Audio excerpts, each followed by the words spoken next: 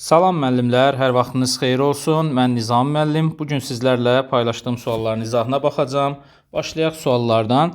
Suala keçməmişdən öncə trigonometrik tənliklərdə tez-tez soruşulan bir sual var, ona cavab tapaq. Müəllimlər tez-tez soruşur ki, nə vaxt köklərin kəsişməsi, nə vaxt birləşməsi götürüləcək variantda və verilən tənliyi necə başa düşək ki, bu köklərin kəsişməsindən alınan bir cavabla ifadə olunur və ya köklərin birləşməsi olaraq bütün cavablar bir variantda verilir.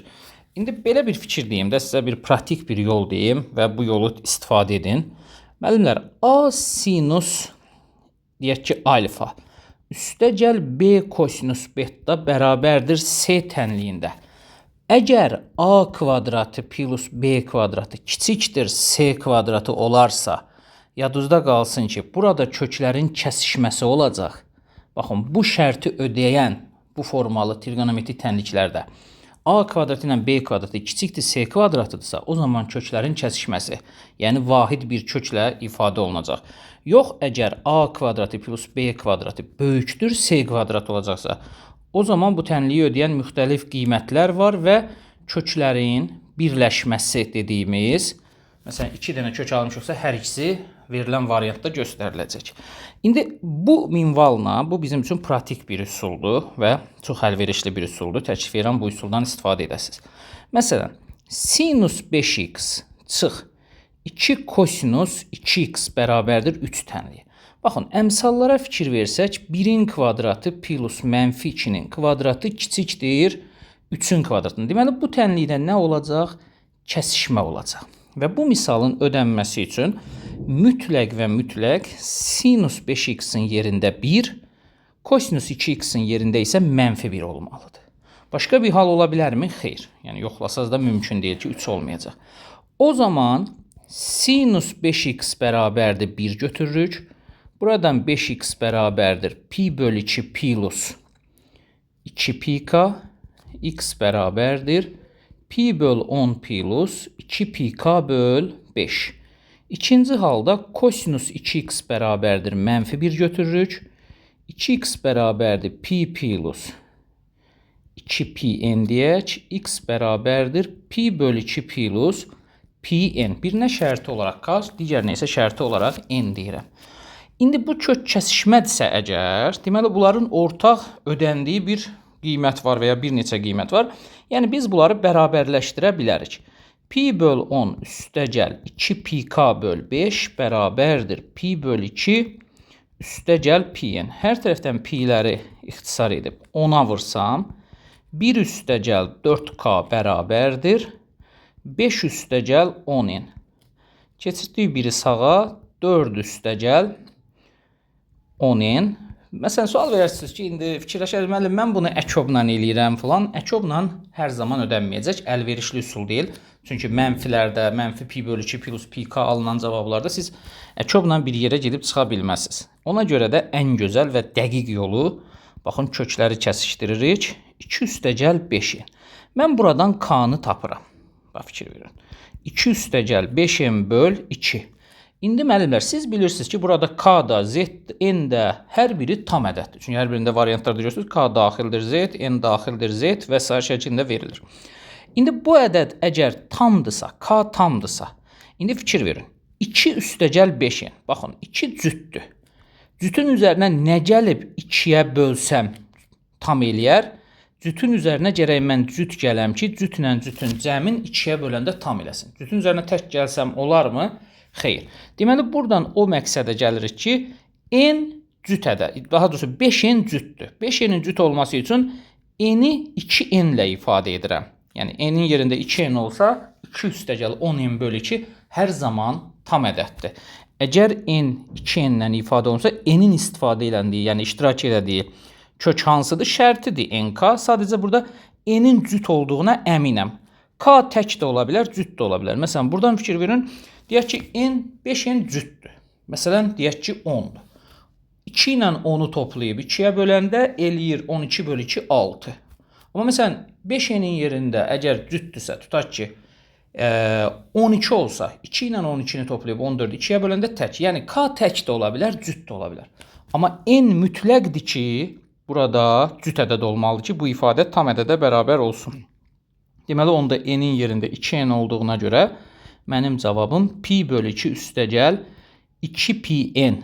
Yəni, bu formada veriləcək ki, doğru cavab Y variantı. Müəllim, mən buradan n-i tapsaydım olmazdı. Məsələn, n-i tapsaydım nə olardı? 2k minus 2 böl 5. Axı, burada biz 5-ə bölünməsini araşdırmaq, çünki minus hansı ədəddən 2 çıxıb 5-ə bölərəm, bu ödənərmi, ödənməzmi? Bu dəqiq bir fikir deyil. Ümid edirəm ki, sual aydındır. Əsas bu yuxarıdakı simvolik bir gediş var ki, bunu yadda saxlayın. Bunun əsasında bu tip sualları həll etmək olar. İndi növbəti suala baxaq.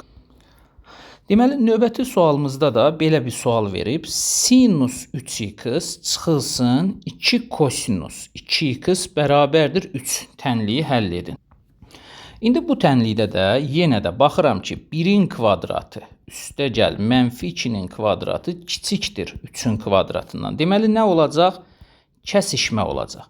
Yenə də bunun ödənməsi üçün sinus 3x-in yerində deməli 1, kosinus 2x-in yerində isə mənfi 1 olacaq. Özüm nümunə sualları eyni formada seçmişəm ki, öyrədici olsun.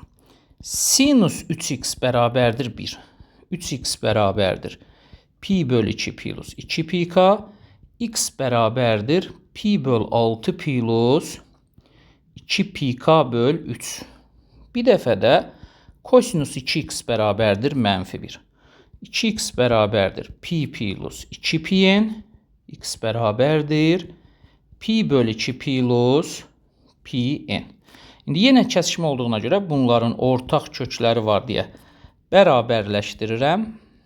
Bərabərdir pi bölü 2 üstəgəl pn. Hər tərəfindən p'ni ixtisar edib 6-ya vursam 1 üstəgəl 4k bərabərdir. 6-ya vurduqda deməli 3 üstəgəl 6n. 4k bərabərdir 2 üstəgəl 6n. 2-yə bölsəm 1 üstəgəl 3n. K-nı tapıram. Yenə buradan, bax, fikir verin. 1 üstəgəl 3n bölünsün 2. Yenə bunun tam ədəd olması üçün, bax, fikir verin, 1 nədir? Tək. O zaman bu da tək olmalıdır ki, təklə təki toplayıb 2-yə böləndə tam ədəd ödənsin. Deməli, n necə bir ədəddir? Tək ədəd. Tək ədədin yazılışını 2n minus 1-i götürürəm. Burada yerinə yazsam, pi bölü 2 üstəgəl pi vurulsun 2n minus 1. Açdıqda mənfi pi bölü 2 üstəgəl 2pn. Yəni, doğru cavab C variantı. Çox gözəl yoldur. Bu yolu hər zaman yoxlaya bilərsiniz. Növbəti suala keçək. Növbəti sualımız 3 nömrəli sualdır. Yazıb 3 sinus x üstəgəl 2 kosinus x bərabərdir 2. Tənliyi həll edin. İndi fikir verirsinizsə, burada 3-ün kvadratı ilə 2-nin kvadratı böyükdür 2-nin kvadratından. Deməli, burada nə olacaq? Birləşmə olacaq. Bax, fikir verin, köklərin birləşməsi olacaq. Nəticədə, bax, məsələn, düşünərsiniz ki, müəllim, mən buna 0 verirəm, buna isə 1 verirəm, ödənir. Təbii ki, ödənir. Amma mən də deyirəm ki, gəlin belə düşünək. Mən buna 0.5 verirəm, tutaq ki. Buna da 0.5 verirəm, deyək ki. Ya məsələn, görək başqa nə ödəyir? Elə olsun, deyək ki, buna da 0.25 verərəm, məsələn. 0.25 verərəm, tutaq ki. 3'ü 0.5'ə vuranda 1.5, 2'ni 0.25'ə vuranda 0.5 toplayanda 2. Görürsünüzmü? Başqa qiymətlər də ödəyir. Amma kəsişmədə bu heç vaxt ödənməyəcəkdi. Yalnız verilən qiymətlər ödənəcəkdi. Burada deməli qiymət vermirik. Niyə? Çünki bax, bu hal ödənirsə, bilin ki, sizin verdiyiniz 0.2-dən başqa qiymətlər də var. Burada sonsuz sayda qiymət vermək olar ki, nəticədə 2 eləyər. Amma yuxarıda yoxlasaydınız ödəməyəcəkdi. O zaman nə edirik? Misalı verilən tənliyi sadəcə hesablayırıq. Hansı yolla? Baxın belə. 3 sinus x üstəgəl 2 kosinus x çıx 2 bərabərdir 0. 3 vurulsun sinus x-in yerinə 2 sinus x bölü 2 kosinus x bölü 2. Buradan mənfi 2-ni çıxartaram. 1 minus kosinus x bərabərdir 0. Hər tərəfin 2-yə də bölərəm. 3 sinus x bölü 2 kosinus x bölü 2 çıxılsın. 1 minus kosinus x-in yerinə 2 Sinus kvadratı x bölü 2 yazaram dərəcənin aşağı salınma düsturuna görə. Sinus x bölü 2-ni çıxartdım mötərəziyə. 3 kosinus x bölü 2 çıxılsın. 2 sinus x bölü 2 bərabərdir 0. Buradan sinus x bölü 2 bərabərdir 0. X bölü 2 bərabərdir pi k. X bərabərdir 2 pi k. Bir dəfə də 3 kosinus x bölü 2. 2-ni sinus x bölü 2-ni sağa keçirirəm. X bölü 2. Hər tərəfi kosinus x bölü 2'ye bölərəm. O zaman nə alınır? Tangens x bölü 2 bərabərdir 3 bölü 2. Buradan x bölü 2 bərabərdir arctangens 3 bölü 2 plus pi k.